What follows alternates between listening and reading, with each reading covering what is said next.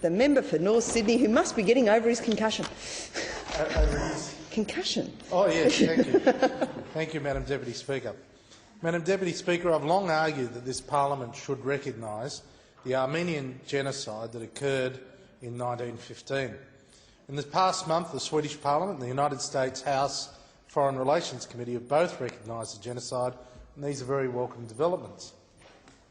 More and more legislatures are voting to recognise this past injustice, and it's time that Australia joined in. It is all the more important as we remember that so few witnesses to the genocide remain alive today.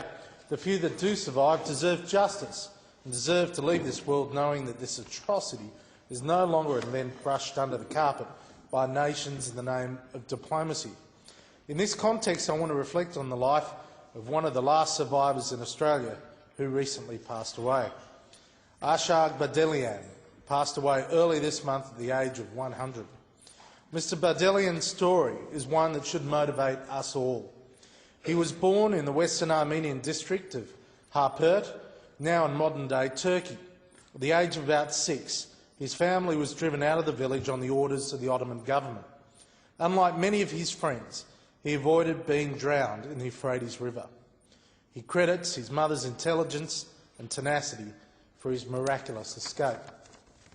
Mr Badelian's love of his homeland meant he returned to his home after the genocide and the fall of the Ottoman Empire, only to be evicted with all other Armenians in his village in 1927. He fled to Aleppo in northern Syria, where in fact my grandfather was born, and ended up in Beirut in Lebanon before migrating to Australia in 1980. Since arriving on our shores, Mr Badelian has become one of the most respected members of the Australian Armenian community. He was a well-known face at Armenian commemorations and events, and he supported community organisations like the Armenian Relief Society, through which he sponsored 3 Armenian orphans. He's left a legacy of knowledge, personal testament and life experience that can never be replaced.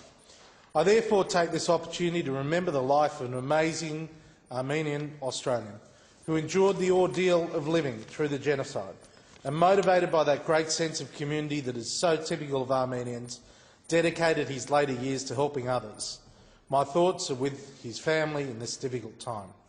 His passing on the eve of the Armenian Genocide 95th anniversary commemoration also gives us cause to reflect on these terrible events and to recommit ourselves to the mission of ensuring that such a travesty is never again inflicted on any people simply because of their race and their culture.